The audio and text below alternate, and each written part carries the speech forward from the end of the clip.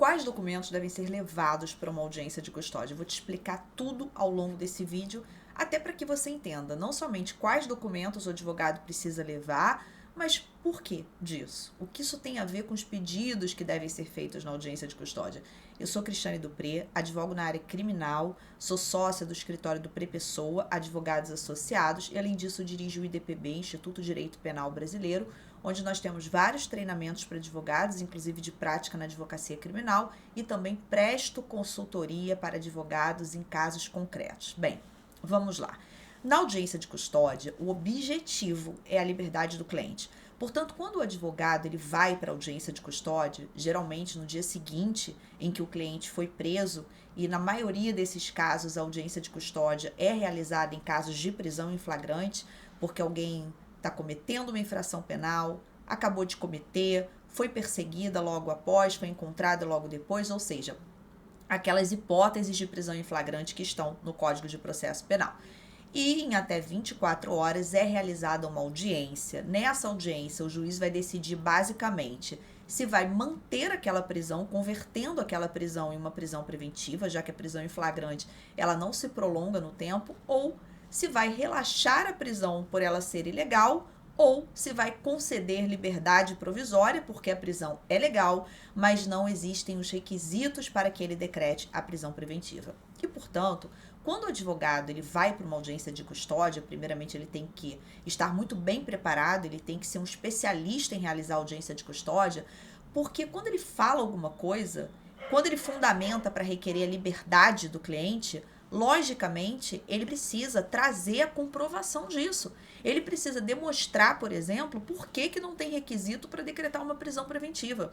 Se ele está dizendo que é porque o cliente dele tem domicílio certo, que é porque o cliente dele trabalha já há muito tempo em uma empresa, ele tem que comprovar isso. Por isso que é importante que o advogado ele pegue essa documentação com a família e leve para a audiência de custódia.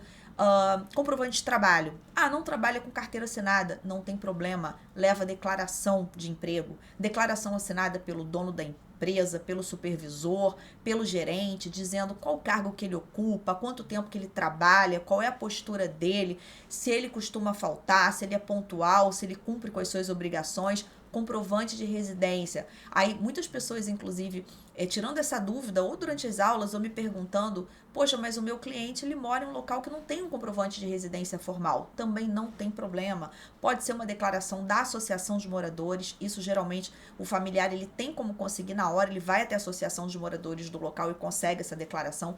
Pode ser declaração de uma pessoa dizendo, olha, ele é meu filho, ele é meu irmão, ele reside comigo, eu sou responsável pela locação aqui, ou a casa é minha, o apartamento é meu e ele reside comigo já há 3 anos, 4 anos, 5 anos, enfim, o tempo que for. Tem filhos menores, principalmente menores de 12 anos, em que nós temos uma vasta jurisprudência em relação a não manter a prisão, ela ser excepcional nesses casos, então leve a certidão de nascimento, demonstre, é o cliente que de repente pega a criança na escola, leva na escola, é responsável pelo sustento, pela criação. Todos esses documentos devem ser levados para audiência de custódia, porque todos esses documentos eles servem justamente para corroborar o quê? Tudo aquilo que você está fundamentando para requerer a liberdade.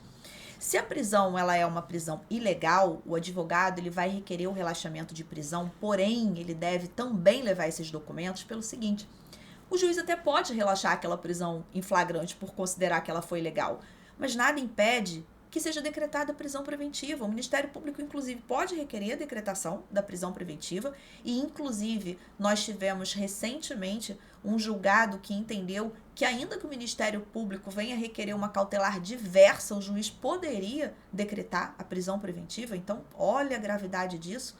O advogado também precisa estar preparado, inclusive com toda a documentação, para mostrar que além daquela prisão em flagrante ter sido ilegal, não há motivos para que o juiz decrete a prisão preventiva. Portanto, ele fala sobre a ilegalidade, ele requer o relaxamento de prisão, mas ele já demonstra no mesmo contexto que além daquela prisão em flagrante ser relaxada, não há necessidade da decretação de uma prisão preventiva. Então, entenda que realizar uma audiência de custódia não é brincadeira.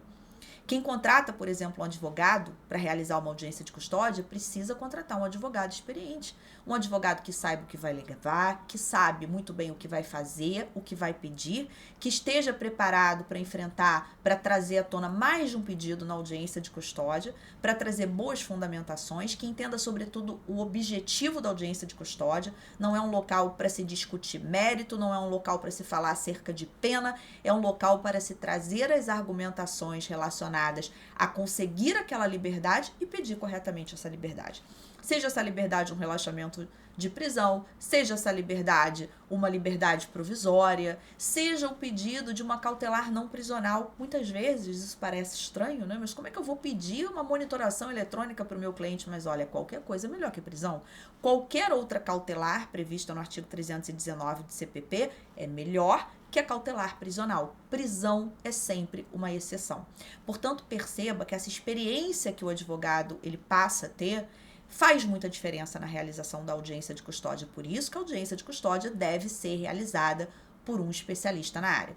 Se você é advogado, se você é advogada e quer entrar na advocacia criminal, quer começar ou quer se especializar na advocacia criminal, já até advoga, mas quer saber mais, é muito importante que você estude detalhadamente. E se por um acaso você já é aluna do IDPB e já frequenta o curso de prática na advocacia criminal, em que nós temos inclusive acesso vitalício, grupo de alunos com mais de 600 advogados em todo o Brasil, dentro do seu curso você tem um módulo inteirinho sobre audiência de custódia, em que você vai aprender detalhadamente tudo isso que a gente está conversando aqui. Mas você sabe até mais que isso, né? Você vai aprender desde o atendimento ao cliente até a parte de fazer audiências em geral, como audiência de instrução criminal, recursos, revisão criminal, enfim, tudo o que você precisa para advogar. O importante é que você sempre esteja estudando, se especializando, se preparando, porque a advocacia criminal não é brinquedo, você está lidando com a liberdade do cliente. E aquele que precisa contratar um advogado para causas criminais, seja porque houve uma prisão em flagrante, um processo criminal,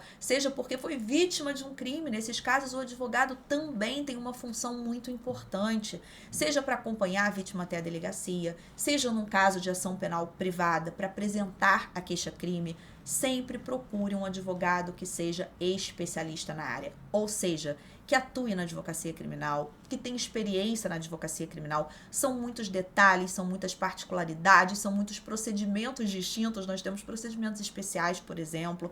Nós temos particularidades em algumas leis especiais, como o caso de violência doméstica contra a mulher, como também o caso da Lei 11.343 e tantas outras situações. Então, é muito importante a atuação de um especialista. E para aqueles que querem entrar na advocacia criminal, é muito importante que se especializem.